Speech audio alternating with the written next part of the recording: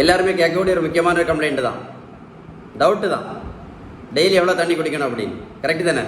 அதுக்கு முன்னாடி ஒரு சின்ன விஷயம் சொல்லிட்டு சொல்கிறேன், ஓகேவா? எவ்வளோ தண்ணி டெய்லி குடிக்கணும். இந்த தம்பி பாருங்க 70 கிலோ வெயிட் குறைச்சிருக்கேன், 140லேருந்து 70 கிலோ.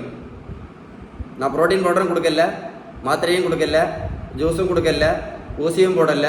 இந்த தம்பியை போய் ரோட்டில் போய் ஓடக்கும் சொல்லலை.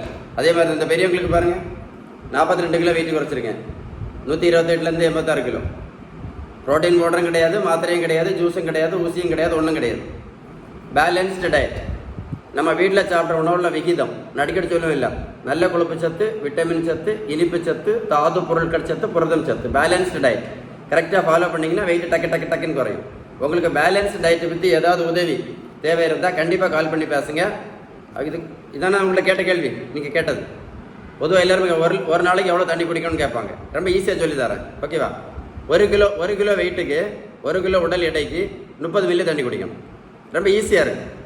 உதாரணத்துக்கு நீங்கள் 60லேருந்து 70 கிலோ இருக்கிறீங்க அப்படின்னா ஒரு நாளைக்கு சராசரியாக 2 லிட்டர். வெயில் டைமில் நிறைய குடிப்போம், நம்ம ஆட்டோமேட்டிக்காக குடிப்போம். தாகம் நிறைய இருந்தால் நிறைய குடிப்போம்.